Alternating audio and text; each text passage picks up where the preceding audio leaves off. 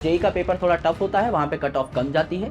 अगर आप 40-50% मार्क्स भी ले आते हैं तो भी आपको आईआईटी मिल जाती है। नीट में ऐसा नहीं है, you need to go through each and every topic. तो आपको पता लगेगा कि देयर आर 4-5 मेन रीजंस जिस वजह से आपके मार्क्स स्टक हो चुके हैं। 4-5 ही मेन रीजन है, इन रीजंस पे आपको एक एक करके काम करना है। ये किताबें बहुत हार्ड हैं, अचानक से आपका डिफिकल्टी लेवल जो है ये भी बढ़ चुका है, तो आपका लगभग 5 गुना डिफिकल्टी लेवल भी आप बढ़ा हुआ माने तो आप कह सकते हैं आपको 50 गुना ज्यादा मेहनत करनी पड़ेगी भैया। How to tackle all these steps मेरे भाई, ये जब हाथ आप थाम लोगे, जैसा मैं हमेशा कहता हूं, इन सब चीजों से आपको निकाल करके मैं बाहर ले आऊंगा, फिर गिरोगे फिर ले आऊंगा, फिर गिरोगे फिर ले आऊंगा।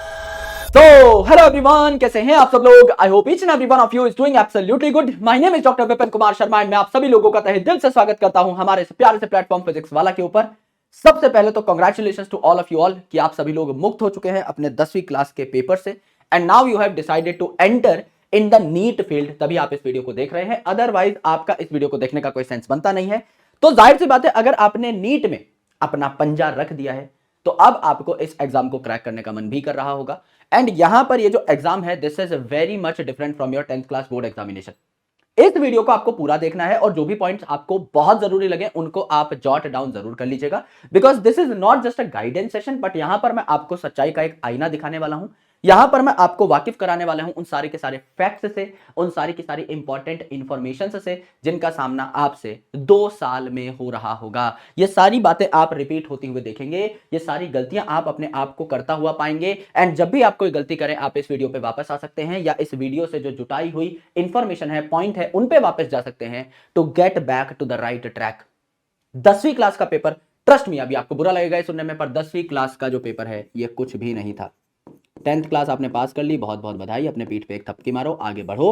लेकिन 10वीं क्लास का पेपर जो था, इसको हम एक तोड़ू फोड़ू ताबड़तोड़ पेपर नहीं कह सकते। क्यों? क्योंकि it is a subjective paper. Subjective paper में आपको यह भी बताया जाता होगा कि यार सुंदर हैंडराइटिंग में कुछ भी लिख के आ जाओ टॉपिक से संबंधित, कुछ ना कुछ नंबर तो मिल ही जाएंगे। 2 मार्क्स का आपका क्वेश्चन है, आधा मार्क मिल जाएगा, 1 मार्क मिल जाएगा। ये सारी कहानी आपने सुनी होगी और ये सत्य भी है। अगर आपको कोई सवाल पूछा हुआ है फोटोसिंथेसिस के बारे में, आप हल्की फुल्की टूटी फूटी डेफिनेशन भी लिख करके आते हैं कि फोटोसिंथेसिस में सनलाइट इस्तेमाल होती है, आप ये भी अगर लिख के आ गए तो भी हो सकता है कोई दयालु स्वभाव का टीचर आपको आधा नंबर दे दे और वो आधा नंबर आपके ओवरऑल कैलकुलेटेड मार्क्स को बढ़ा देता है। लेकिन when it comes to NEET का एग्जामिनेशन, यहां पर पूरे नंबर मिलना तो छोड़ो, एक नंबर जेब से काट और लेते हैं। यानी अगर आप एक क्वेश्चन सही करते हैं तो आपको मिलते हैं 4 मार्क्स, और अगर आप कोई क्वेश्चन गलत करते हैं मेरे दोस्त तो आपको मिलता है -1 मार्क, यानी जितने मार्क्स कमाए होंगे उसमें से और एक उड़ जाएगा। तो मेरे भाई यहां पर प्रॉब्लम यह है कि तुक्केबाजी चलती ही नहीं है। एंड जो टॉपर्स आते हैं उनके मार्क्स आते हैं लगभग लगभग पूरे, यानी 720 नंबर का आपका पूरा का पूरा पेपर होगा। 720 मार्क्स का बाइफर्केशन क्या है ये मैं आपको बता देता हूं। बायोलॉजी यहां पर सबसे हाईएस्ट वेटेज लेकर के बैठती है, यानी 360 मार्क्स का जो काम है, 50% जो पेपर है ये आपका बायोलॉजी का होगा। 180 मार्क्स का आपका जो पेपर है ये आपका केमिस्ट्री का होगा, एंड आपका 180 मार्क्स का जो पेपर है ये आपका फिजिक्स का होगा। तो ओवरऑल आपके 720 नंबर बन जाते हैं। एक भी टॉपिक को छोड़ना आप अफोर्ड नहीं कर सकते। क्यों? क्योंकि गुरुजी जो टॉपर है वो पूरे में से पूरे नंबर लेके आ चुका है नीट एग्जामिनेशन में। ये कोई जेई एडवांस का पेपर नहीं है। जेई का पेपर थोड़ा टफ होता है, वहां पे कट ऑफ कम जाती है। अगर आप 40-50% मार्क्स भी ले आते हैं तो भी आपको आईआईटी मिल जाती है। नीट में ऐसा नहीं है, you need to go through each and every topic, you need to solve each and everything, तब जाकर के आपका सिलेक्शन होता है, तब जाकर आपको एक आइडियल अपनी मन पसंदीदा गवर्नमेंट मेडिकल कॉलेज सीट या एम्स में सीट मिल रही होती है। यहां पर रिस्क नहीं लेने का, बाबूराव की तरह एकदम अच्छे तरीके से चलने का। यानी मेरे भाई सारा का सारा सिलेबस आपके टिप्स पे होना चाहिए। अब ये टिप्स पे कैसे किया जाए गुरुजी? सिलेबस तो बहुत सारा है 11वीं 12वीं का, क्योंकि जब हम किताब देख रहे थे 10वीं क्लास की तो हमें पता लगा था गुरुजी एक बुक थी, उस एक बुक में पूरी की पूरी साइंस कंसोलिडेटेड थी, इसी में आपकी पूरी की पूरी फिजिक्स थी, इसी में केमिस्ट्री थी, इसी में बायोलॉजी थी। अब जब आप 11वीं 12वीं की बात करेंगे तो बायोलॉजी की 2 किताब हो जाएंगी, 11वीं की एनसीईआरटी अलग, 12वीं की अलग। केमिस्ट्री की अगर आप बात करेंगे तो 2 एनसीईआरटी 11वीं में, 2 एनसीईआरटी 12वीं में। फिजिक्स की बात करेंगे तो 2 एनसीईआरटी 11वीं में, 2 एनसीईआरटी 12वीं में। और सिर्फ एनसीईआरटी पढ़ने से कई बार काम चलता भी नहीं है, कुछ टॉपिक्स में बाहर भी जाना पड़ता है। यानी यहां पर आपकी किताबें 10 हो गई, यानी 10 गुना लोड तो सीधा सीधा वैसे ही बढ़ गया। भाई यहां आप एक बुक पढ़ रहे थे, यहां आप 10 किताबें पढ़ रहे हैं, ओवरऑल 10 गुना लोड तो सीधा ही है अगर कैलकुलेशन बेसिस पे भी देखो तो। पर यह किताब थी भी आसान, ये किताबें बहुत हार्ड हैं। अचानक से आपका डिफिकल्टी लेवल जो है ये भी बढ़ चुका है, तो आपका लगभग 5 गुना डिफिकल्टी लेवल भी आप बढ़ा हुआ माने तो आप कह सकते हैं आपको 50 गुना ज्यादा मेहनत करनी पड़ेगी भैया। गुरुजी ये कैसे है? असंभव सा लग रहा है, असंभव सा नहीं है। क्यों? क्योंकि इस चीज को करने के लिए आपको बस एक प्लान के ऊपर काम करना है, वो है टू फॉलो योर टीचर्स। हम डेली बेसिस पे आपको जो कराएंगे उसको आपको अच्छे तरीके से फॉलो कर लेना है। हम डेली बेसिस पे जो होमवर्क आपको देंगे, जिसका हम डिस्कशन भी कराएंगे, वो आपको ठीक से कर लेना है। और हम आपको जो फेट प्लान बताएं, उस फेट प्लान पे आपको डे 1 से डे एंड तक हमारे साथ चलना है। अगर आप एंड डे तक हमारे साथ चल पड़े तो आपका सिलेक्शन हो जाएगा, ये मैं दावे के साथ कह सकता हूं। बट ऐसे कई स्टूडेंट्स हैं जो एंड डेट तक नहीं पहुंच पाते। प्रॉब्लम यही है। मैं गारंटी कह सकता हूं कि यहां तक पहुंचने वाले बच्चों की संख्या 10% भी नहीं होगी।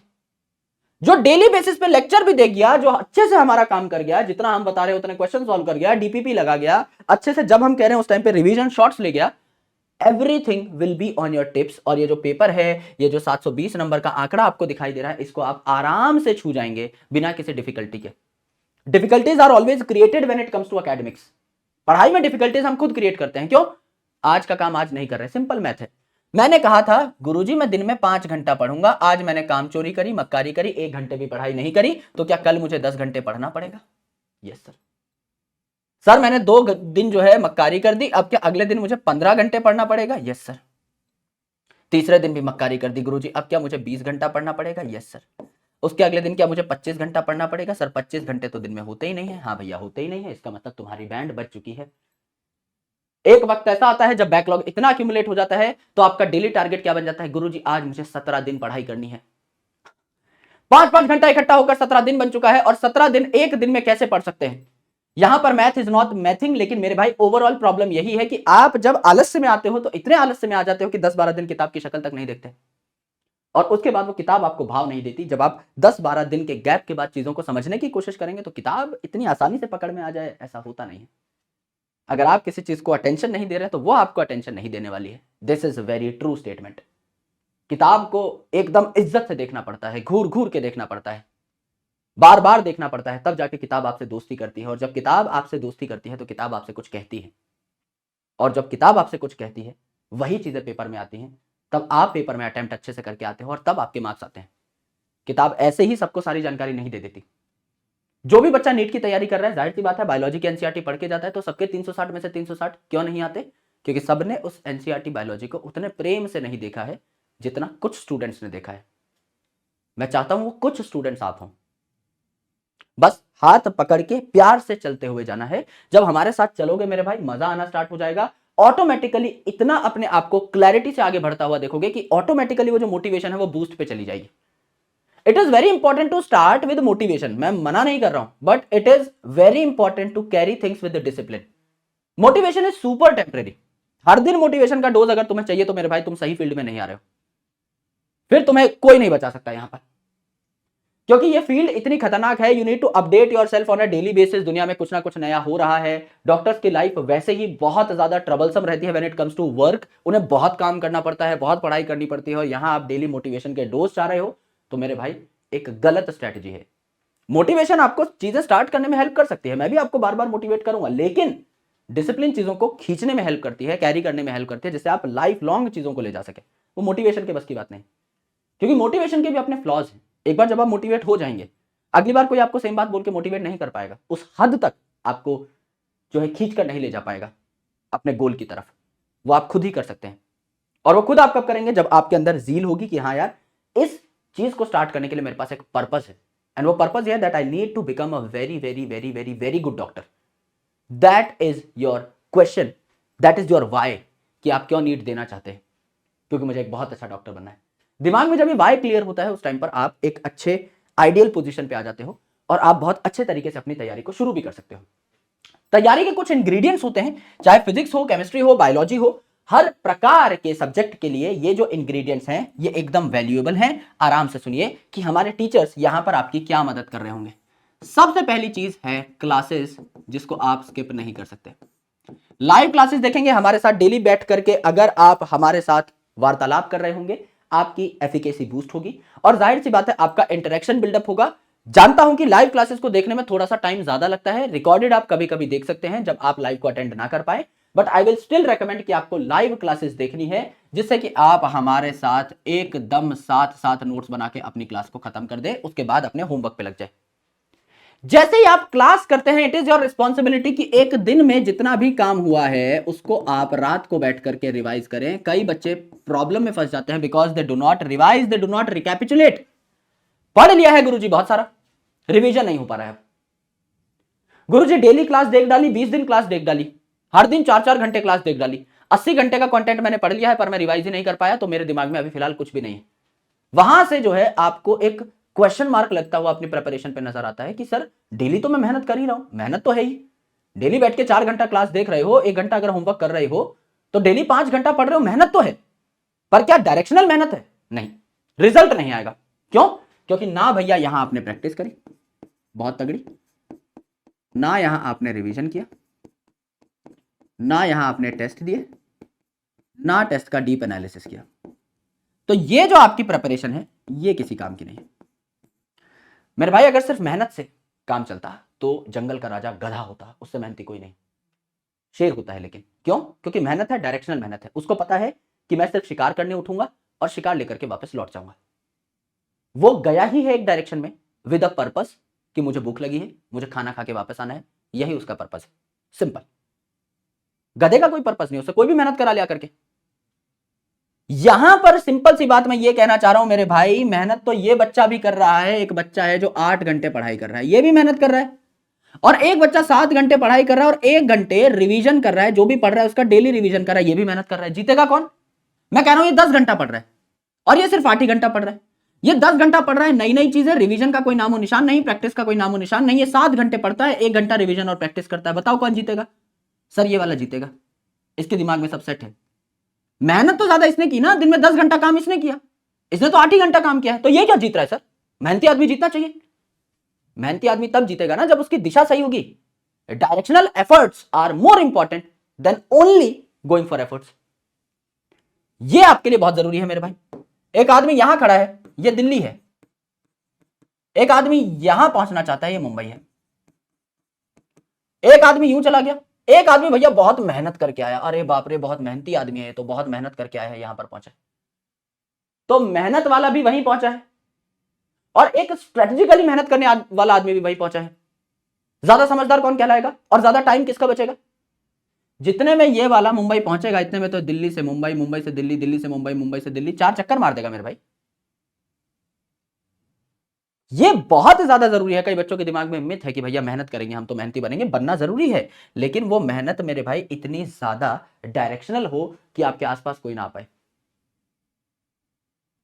अगर आप एक सही दिशा में भी मेहनत कर रहे हो और मेहनती भी बहुत ज्यादा हो, आपकी टक्कर का कोई बच्चा आसपास भी नहीं मिलेगा। ये मैं लिख के दे रहा हूं because there are a lot of distractions जो आपको तबाह करती हैं।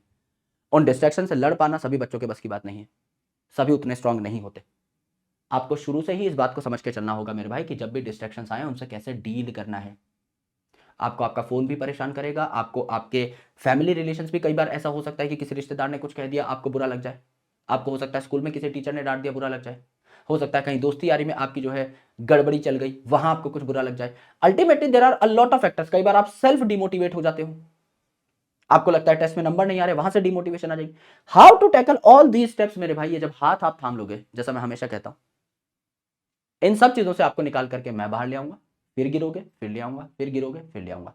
बट एक बार गिरना गलती है, दूसरी बार गिरना कह सकते हैं चॉइस, तीसरी बार गिरना भाई आदत है। फिर अगर मैं 3 बार तुम्हें सेम गड्ढे से निकाल चुका हूं, अलग गड्ढा है मुझे प्रॉब्लम नहीं है, 3 बार मैं तुम्हें, 4 बार मैं तुम्हें, 5 बार मैं तुम्हें सेम गड्ढे से निकाल रहा हूं, इसका मतलब तुम्हें उस गड्ढे में गिरना ही है। It's a trap. फिर तुम्हारी रक्षा मैं नहीं कर सकता। मैं तुम्हें उतने ही गहरे गड्ढे में कूदने दे सकता हूं जितनी लंबी मेरे पास रस्सी है। अब तुम उस गड्ढे को अंदर जाके और खोद रहे हो कि मैं और नीचे जाऊंगा, गुरुजी मैं तो इस दुनिया का सबसे ज्यादा खतरनाक आदमी बनूंगा, है ना, ऐसी खतरनाक प्रॉब्लम में फंसूंगा कि आप निकाल के दिखाओ मुझे। तो ऐसी सोच के साथ घुसोगे तो कोई मदद नहीं कर पाएगा। स्टूडेंट्स लाइफ में जो प्रॉब्लम आती है वो हमारी सबकी देखी हुई है और हम सब वाकिफ हैं उन प्रॉब्लम से, और मुझे एग्जैक्टली पता है तुम कहां कहां फंसोगे और तुम्हें निकाल ले जाऊंगा। तुम्हारा निकलने का मन होना चाहिए। The first thing at the first place is your intent to do something. तुम्हारी नियत है काम करने की, काम मैं करवा ले जाऊंगा। मैं तुम्हारी जगह बैठ के पढ़ाई नहीं कर सकता।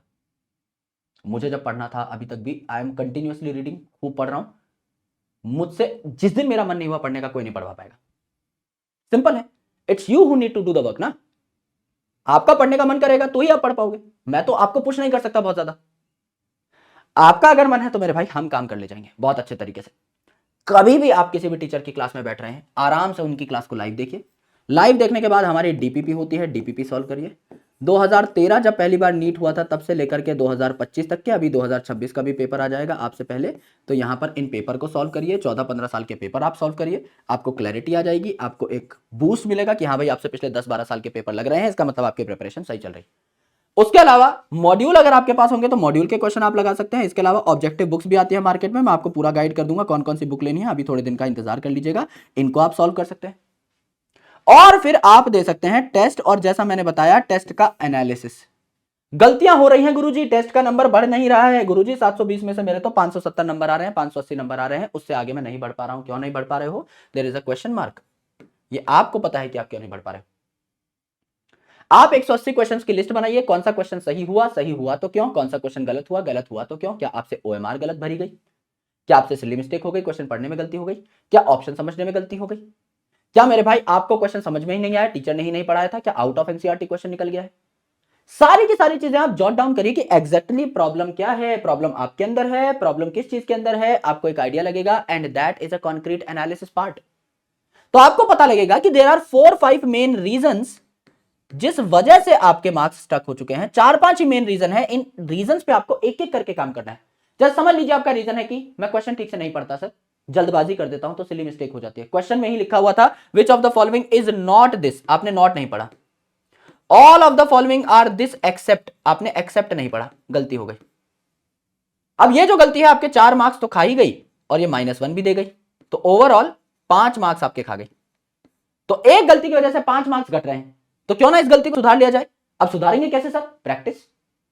ज्यादा से ज्यादा क्वेश्चन प्रैक्टिस करो जिसमें इस हिसाब के शब्द आ रहे हैं। ज्यादा से ज्यादा क्वेश्चन प्रैक्टिस करो जहां आप क्वेश्चन को टाइम लेके पढ़ना सीख रहे हो। जब आप टाइम लेके क्वेश्चन पढ़ना सीखोगे तो उस टाइम पर आपकी सिली मिस्टेक्स ऑटोमेटिकली अवॉइड हो जाएंगी। सर मैं 2 ऑप्शन में फंस जाता हूं, अगली है ये, सर मैं 2 ऑप्शन में फंस जाता हूं, सर ए नहीं है आंसर, डी नहीं है आंसर, मुझे पता है बी और सी में से एक आंसर है, कौन सा है मैं नहीं समझ पा रहा हूं, इसका मतलब रिवीजन नहीं किया है। जब मल्टीपल टाइम से चीज को पढ़ते हो, जब रिवाइज कर ले जाते हो कॉन्सेप्ट्स को, तो आपको पता लग जाता है कि आंसर कैसे ढूंढना है। अगर 2 सिमिलर ऑप्शंस आपको कंफ्यूज कर पा रहे हैं, इसका मतलब एग्जामिनर जीत गया, वो जानबूझ के 2 सिमिलर ऑप्शन डाले गए थे। उन सिमिलर ऑप्शन में से आंसर को पकड़ के कौन ले जाएगा? टॉपर ले जाएगा, जिसने बार बार चीजों का रिवीजन किया है 10 बार, जिसने अपने पढ़े हुए कंटेंट को बार बार रिपीट किया है, उसको एग्जैक्टली पता होगा दोनों में से क्या सही है, लूप होल कहां पर है, जिसने खूब प्रैक्टिस की होगी। तो यहां पर क्या है, आपने रिवाइज नहीं किया, अब से आप जब भी पेपर में बैठे उससे पहले 3-4 बार अपना रिवीजन करके जाएं, रिवीजन का एक प्लान बनाएं। तो हर प्रॉब्लम का एक सोल्यूशन है, पर पहले आपको प्रॉब्लम पता तो हो। वो प्रॉब्लम पता लगती है कहां से? टेस्ट एनालिसिस से, कॉन्क्रीट एनालिसिस से। यानी सिंपल रूल है भाई, नीट कोई बहुत तगड़ा एग्जामिनेशन नहीं है, बहुत लिमिटेड सिलेबस है, हम जितना पढ़ाएंगे उसी में से पेपर लड़ेगा, लड़ना ही है, हर साल लड़ता है। फिर भी सर बच्चा क्यों परेशान हो जाता है? क्योंकि जो हम बताते हैं वो कर ही नहीं पाता। It's all about creating impact via your efforts. आप जब काम करोगे ऑटोमेटिकली आपको पता लग जाएगा कि सिलेक्शन लेना इतना मुश्किल नहीं है जितना आपको अभी दिखाई दे रहा होगा। 11वीं 12वीं के भी जो पेपर हैं, अगर आप मुझसे बायोलॉजी पढ़ रहे हैं, लेट्स से अगर मैं अपनी बात करूं, अगर मैं आपको बायोलॉजी पढ़ा रहा हूं तो आपको कहीं और जाने की जरूरत नहीं है। आपके 11th-12th के बोर्ड एग्जाम्स के लिए भी मेरा कंटेंट एम्पल है, मोर देन सफिशिएंट है, और नीट के एग्जाम के लिए भी एम्पल है, मोर देन सफिशिएंट है। और क्वेश्चन क्लास में ही इतने हो जाएंगे कि आपको कुछ और करने की जरूरत नहीं पड़ेगी। आपको क्या करना है, बस यहां पर आपको डेली बेसिस पे जो काम दिया जा रहा है उसको फॉलो करना है, उसको सीख लेना है इज्जत से। अपने एफर्ट में आपको कमी नहीं छोड़नी है, क्योंकि देखो भाई ये 2 हाथ है, ये जब मिलेंगे तब जाकर के एक मैजिक क्रिएट होगा। This is me, this is you, these are your teachers, this is you. तो जब मिलेंगे तब जाकर के एक मैजिक मोमेंट क्रिएट होगा, रिजल्ट क्रिएट होगा। सिर्फ आप मेहनत कर रहे हो, मैं पढ़ाई बहुत घटिया रहा हूं, नहीं रिजल्ट आएगा। मैं पढ़ा बहुत अच्छा रहा हूं, आप ही नहीं पढ़ रहे हो, रिजल्ट नहीं आएगा। मैं कंटेंट भी आपको सुप्रीम लेवल का दे रहा हूं और आप भी मेरे साथ एकदम कदम से कदम मिलाकर चल रहे हैं, डेली बेसिस पे काम कर रहे हैं, तो एक बहुत शानदार रिजल्ट आएगा। एंड आपके पास टाइम है, ट्रस्ट मी। जो बच्चा 11 से तैयारी शुरू कर देता है, जो इतना सीरियस है अपनी पढ़ाई को लेकर के, वो 12th क्लास में इस पेपर को पहले अटेम्प्ट में निकाल कर ले जाता है और वो टॉपर बनता है। ड्रॉपर बच्चा ज्यादा मात्रा में सिलेक्ट होता है, ये सच है। लेकिन 12th का बच्चा हमेशा टॉप रैंक लेकर आता है, जो 11th 12th एक बार में एक शॉट में पेपर निकाल देता है। ये बात भी सत्य है, इस बात को पूरी की पूरी इंडस्ट्री में कोई नहीं नकार सकता। अगर आप अच्छे तरीके से तमीज से सारी की सारी जो चीजें पढ़ाई जा रही हैं क्लास में उसको देख गए, उसको पढ़ गए, nobody can stop you from getting a very good marks from landing in your favorite medical college, चाहे वो एम्स हो, चाहे वो कोई भी कॉलेज हो। आपके पास पूरा टाइम है, आपके साथ बहुत सारी बातें की जा सकती हैं, आपको खूब सारा कंटेंट पढ़ाया जा सकता है, आपको खूब क्वेश्चन सॉल्व कराए जा सकते हैं, आपके साथ और एडिशनल शीट्स भी शेयर करी जा सकती हैं। ड्रॉपर बच्चे के पास लिमिटेड टाइम होता है, जो 12वीं के बाद तैयारी करता है, उसको एक साल में 11 12 दोनों रिवाइज करनी होती है। आपके पास पूरा टाइम है, 2 साल है, आपको 2 साल का काम 2 साल में ही करना है। ड्रॉपर को 2 साल का काम 1 साल में करना होता है, उसके ऊपर प्रेशर बहुत होता है, आपके ऊपर कोई प्रेशर नहीं। आराम से, चाहे आप स्कूल गोइंग हो चाहे स्कूल गोइंग ना हो, कोई फर्क नहीं पड़ता। अगर आप दिन का 3 4 5 घंटा एक्स्ट्रा निकाल गए, संडे को अगर आपने रिवीजन कर लिया, you are more than done. उसके अलावा कुछ करने की जरूरत नहीं है। और डेली का काम डेली कर गए तो बर्डन भी महसूस नहीं होगा, एडिशनल बैकलॉग भी आपका क्रिएट नहीं होगा, एंड आप पहली बार में एग्जाम को निकाल ले जाएंगे। अगेन बता देता हूं, सबसे पहले हमारे लाइव सेशंस आपको देखने हैं, हमारी डीपीपीज मिलती है हर लाइव सेशन के साथ। उस डीपीपी का आपको सोल्यूशन भी अगर देखने की जरूरत है तो देखिएगा, वरना मत देखिएगा। अगर सारे क्वेश्चन सही जा रहे हैं तो देखने की जरूरत नहीं है, कोई क्वेश्चन गलती हो गई उस क्वेश्चन का स्पेसिफिक सोल्यूशन आप चाहे तो देख सकते हैं। उसके अलावा मेरे दोस्त आप टेस्ट दे सकते हैं, मल्टीपल टाइम्स रिवीजन कर सकते हैं, मल्टीपल टाइम्स ऑब्जेक्टिव बुक्स की मॉड्यूल्स की प्रैक्टिस कर सकते हैं। इतना अगर आप कर गए, पीवाईक्यूज कर सकते हैं 2013 से 2026 तक के, अभी जो पेपर होगा वो भी मैं आपको प्रोवाइड कर दूंगा। ये अगर चीजें आपने कर ली शुरू से एंड तक, खेल हो जाएगा। इतना ही करना रहता है। इसके बाद स्पेसिफिक प्रॉब्लम्स आएंगी आपकी, उन स्पेसिफिक प्रॉब्लम्स के साथ हम लोग साथ साथ डील करते रहेंगे, क्योंकि स्पेसिफिक प्रॉब्लम्स का स्पेसिफिक सोल्यूशन होता है। आपके साथ बैठा जाएगा इत्मीनान से, आपके साथ सारी बातें बहुत ही बेहतरीन तरीके से साझा करी जाएंगी, कोई टेंशन वाली बात नहीं है। बहुत प्यारी टीम्स आपको यहां पर मिली हैं। पहली बार पीडब्ल्यू में ऐसा हो रहा है कि अर्जुना में 2 टीम्स उतर रही हैं, और वो भी सिर्फ 4800 रुपए में, यानी अंडर 5000 रुपीज आपको इतने सारे टीचर्स मिल रहे हैं भाई, 1 दर्जन टीचर मिल रहे हैं आपको, और वो भी इंडस्ट्री के top of the top teacher. 2 मार्च तक ये ऑफर अवेलेबल है, जहां पर आप इन सारे टीचर से पढ़ने का मौका प्राप्त कर सकते हैं एक ही सोलो बैच में, जहां एक बैच का नाम है पीडब्ल्यू स्टार्स, जहां पर आपको सलीम सर पढ़ा रहे होंगे, सुधांशु सर पढ़ा रहे होंगे, पंकज सर पढ़ा रहे होंगे, मैं पढ़ा रहा हूँ, समाप्ति मैम पढ़ा रही होंगी, ओम पांडे सर पढ़ा रहे होंगे। एंड दूसरा जो है वो कोटा की लेजेंडरी फैकल्टीज का एक पूल है जो आपको पढ़ा रहा होगा, कोटा लेजेंड्स नाम से। यहां पर आपको एनकेसी सर पढ़ा रहे होंगे, एसकेसी सर पढ़ा रहे होंगे, गुरुमा पढ़ा रही होंगी, सुजीत सर पढ़ा रहे होंगे, मनोज सर पढ़ा रहे होंगे। This is also a very very very good team. जाहिर सी बात है, दोनों टीम्स इतनी फाड़ हैं, इतनी ज्यादा खतरनाक है, जिनसे आपको पढ़ना है उनसे पढ़िए। आप खुद अपने आप से हर टीचर का डेमो देखिएगा और इत्मीनान से अपनी टीम को सिलेक्ट करिएगा। जिनसे आपको पढ़ना है उनसे पढ़िए। हर टीचर का कंटेंट स्टुपेंडस है, बहुत प्यारा है, और हर किसी टीचर का कंटेंट एम्पल है to crack the NEET examination. तो कुछ और करने की जरूरत नहीं है, आप अपने हिसाब से टीचर्स को सिलेक्ट करिए, पढ़ाई करते रहिए, लेकिन डेली पढ़ाई करते रहिए। अब आपको मुझसे एक प्रॉमिस करना है, कमेंट सेक्शन में आप कहेंगे कि सर हम डेली का काम डेली करेंगे, वी विल बी रेगुलर, सिर्फ इतना कहिए। वी विल बी कंसिस्टेंट, सिर्फ इतना कहिए। Consistency is the key to success. If you can show up on a daily basis, it means that if you can come to the class on a daily basis, if you can take our lectures on a daily basis, if you can solve DPP on a daily basis, if you can do the practice and revision on a daily basis, nobody can stop you from being what you want to be. ये बात एकदम परम प्रमाणित सत्य है। अगर आप daily अपने काम को अपना चेहरा दिखा रहे हैं, अगर आप डेली किताबों से रूबरू हो पा रहे हैं, तो आप जो चाह रहे हैं एकेडमिक्स के अंदर वो आपको मिलकर रहेगा, उसमें आप चूक नहीं सकते। यहां एक ही इंग्रेडिएंट है, और वो सीक्रेट इंग्रेडिएंट नहीं है, वो बहुत खुला इंग्रेडिएंट है, वो है ईमानदारी। इफ यू आर वेरी ईमानदार, if you are very honest with your efforts in studies, तो पढ़ाई आपको आगे बढ़ने से नहीं रोकेगी। पढ़ाई आपको और पुश करके, धक्का मार के आपको बहुत महानता की ओर ले जाएगी। ये बात सत्य है, आप किसी से भी पूछ सकते हैं। मैं आपके साथ हमेशा कनेक्टेड रहूंगा, जाहिर सी बात है। I will be your mentor, I will be your guide, I will be your teacher, I will be your Elder brother. जाहिर सी बात है, आपको जहां भी जरूरत मिलेगी वहां आपको विपू भैया खड़े मिलेंगे। This is our Telegram channel, इस पे आप क्यूआर को स्कैन करके अभी से भी जुड़ सकते हैं और थोड़ा सा वार्तालाप हम लोग शुरू कर सकते हैं। Welcome to the Jarvis army, welcome to the Jarvis gang, welcome to Arjuna batch, welcome to PW. आप सभी लोगों का एक और बार तहे दिल से स्वागत है। कोई भी प्रॉब्लम आए, आपके लिए हमेशा खड़े हैं। कोई भी प्रॉब्लम आए, आपको निकाल ले जाएंगे। बस अपने काम को करना मत छोड़ना। कई बार लाइफ में ऐसी परिस्थितियां आती हैं, कई बार ऐसी सिचुएशंस आती हैं जब काम हैम्पर हो जाता है, मैं उस चीज़ को समझता हूं, लेकिन it's always very very very crucial to step forward. गिरने में प्रॉब्लम नहीं है, गिर के ना उठने में बहुत ज़्यादा प्रॉब्लम है। मैं हमेशा कहता हूं कि गिरो, कोई प्रॉब्लम नहीं है, लेकिन कम बैक सॉलिड मारो भाई, फिर उठो तो ऐसा कि भाई मजा आ जाए, आसपास लोग तालियां बजाने लगे कि भाई अब लगा था कि आदमी गिर चुका है, but he stepped forward, he came back, that matters always. Alright, आप सभी लोगों से बैच में मुलाकात होगी, बीच बीच में भी मैं आपसे मिलता रहूंगा, आपसे बातें करता रहूंगा। कोई भी ऐसा टॉपिक, कोई भी ऐसी चीज, कोई भी ऐसी रिसोर्स जिस पे आपको वीडियो चाहिए, नीचे कमेंट करिएगा, मैं आपके सारे कमेंट्स पढ़ूंगा, उनका रिप्लाई करने की कोशिश करूंगा। और मेरे दोस्त, जो भी चीजें आपको चाहिए प्लीज बहुत ट्रांसपेरेंटली मुझे अपना बड़ा भाई मानकर आप नीचे कमेंट्स में लिखिएगा। जल्दी जल्दी वीडियोस आती रहेंगी, बहुत अच्छी फ्रीक्वेंसी पे वीडियोस आती रहेंगी, जिससे कि हमारा बॉन्ड बना रहे। और हम आपके लिए कुछ नए, कुछ खास वीडियोस भी लेकर आने वाले हैं, वो मैं कुछ दिन में आकर रिवील करूंगा, हमारी टीम आकर के रिवील करेगी, और उसमें भी आपको बहुत ज्यादा मजा आने वाला है। So please make sure that you be with us in coming time also, और बहुत अच्छे से हम सिलेबस को क्रैक करेंगे। ऑलराइट, अपना ध्यान रखो, पढ़ाई करते रहो, लॉट्स ऑफ लव, जय हिंद, बहुत बहुत शुक्रिया, टेक केयर, बाय।